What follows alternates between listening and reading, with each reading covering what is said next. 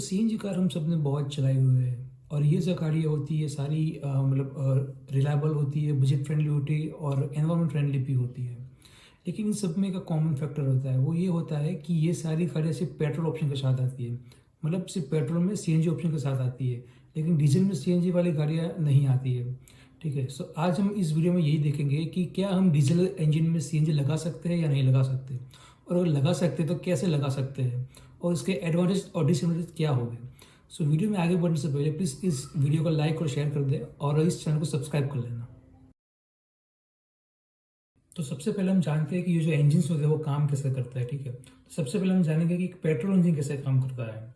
ये जो petrol engine होता है वो एक सिंपल से जो लॉ होता है, मतलब जो फिजिक्स का लॉ होता है उसके हिसाब से काम करता है। ठीक है, इसमें बेसिक क्या होता है कि जैसे कि आपने कोई सीरिंज होती है या वो इंजेक्शन होता है डॉक्टर वाला, तो वो कैसे काम करता है। जैसे आप उसको इंजेक्शन पीछे खींचोगे ना, तो वो क्या करेगा कि जो बाहर की एयर होती है, जो वाटर होता है, उसको खींच के अंदर ला दे। ठीक है, और सेम चीज पेट्रोल इंजन में होती है। उसमें एक पिस्टन रहता है, जो पिस्टन जैसे ही नीचे जाएगा ना, तो अपने साथ पेट्रोल और एयर का जो मिक्सचर उसको खींच के नीचे लाएगा, मतलब सिलेंडर के अंदर लाएगा। और फिजिक्स में एक लॉ होता है, इनर्शिया का लॉ। उसमें क्या होता है कि जो चीज पीछे जाती है या तो नीचे जाती है वो ऊपर आती है।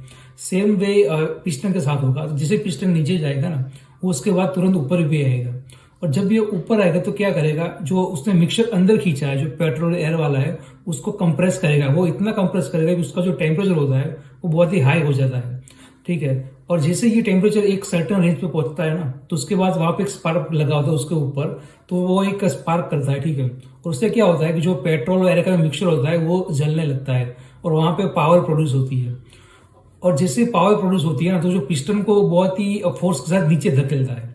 और ये जो पिस्टन होता है ना, वो एक रॉड के साथ कनेक्ट होता है, और जो रॉड होती है वो आपके कार के पहिए के साथ कनेक्ट होती है, और ऐसे ही आपकी कार चलने लगती है। ठीक है, ये एक बेसिक वर्क फ्लो होता है पेट्रोल इंजन का। अभी इसमें अगर हम सीएनजी लगाएंगे तो क्या होगा। जहां से पेट्रोल एयर का मिक्सचर अंदर आता है ना, वहां पे हम सीएनजी लगाएंगे। ठीक है, और सेम प्रोसेस सीएनजी के साथ होगी। और वहां पे जब स्पार्क करेगा ना, तो वो पिस्टन सेम वे नीचे आएगा और पहिए को घुमाएगा। तो ये पेट्रोल प्लस सीएनजी का एक वर्क फ्लो हो गया नॉर्मल वाला।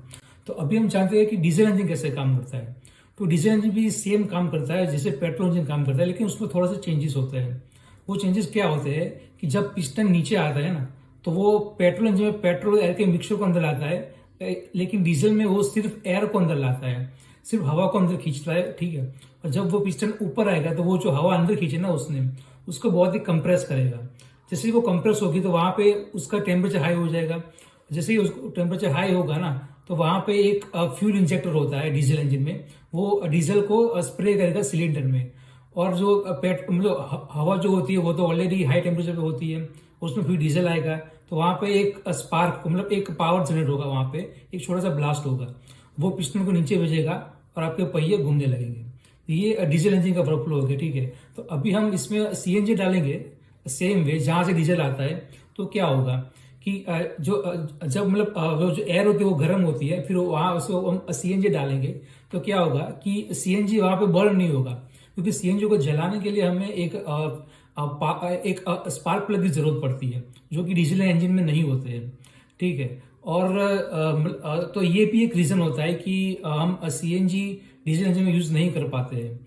और लेकिन ऐसा भी नहीं कि ये इम्पॉसिबल है। अगर हम वहां पे स्पार्क प्लग डाल दें तो हम वहां पे सीएनजी यूज कर सकते हैं, लेकिन फिर क्या होगा कि ये वन वे हो जाएगा। वहां अगर आपने डीजल में सीएनजी लगा दिया, तो उसके बाद आपको आपकी गाड़ी सिर्फ सीएनजी में चलानी पड़ेगी, आप उसको डीजल में स्विच नहीं कर पाओगे, क्योंकि वहां पे फ्यूल इंजेक्टर नहीं होता है।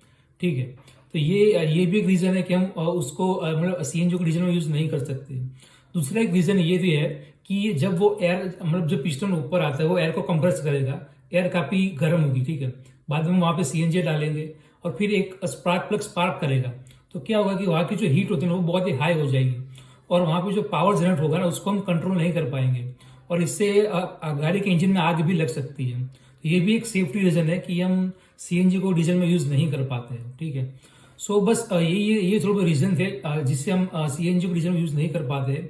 और ऐसा भी नहीं कि हमने मतलब कभी ऐसी गाड़ियां बनी ही नहीं जिनकी डीजल इंजन हमने सीएनजी नहीं लगाया है, क्योंकि जो जितने भी कमर्शियल व्हीकल होते हैं, जैसे कि ट्रक्स होते हैं, फिर पिकअप ट्रक होते हैं, उसमें सीएनजी ऑलरेडी आती ही है।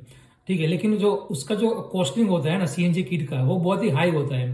जैसे कि पेट्रोल इंजन में सीएनजी लगाने का जो कॉस्ट होता है ना, उससे तकरीबन 30 से 40 हजार हाई होता है एक डीजल इंजन में सीएनजी लगाने का। लेकिन ये जो कमर्शियल व्हीकल होते हैं वो मतलब पैसे कमाने के लिए होते हैं, तो वो अपने कॉस्ट रिकवर कर सकते हैं। लेकिन सेम वे एक पैसेंजर व्हीकल उतनी कॉस्ट रिकवर नहीं कर पाता है। तो ये भी एक मतलब रीजन है कि वो प्राइसिंग का रीजन है कि हम सीएनजी डीजल में क्यों नहीं लगाते हैं। ठीक है, सो बस आज की वीडियो में इतना ही। अगर वीडियो अच्छा लगा तो लाइक शेयर कर लेना, इस चैनल को सब्सक्राइब कर लेना। Thank you.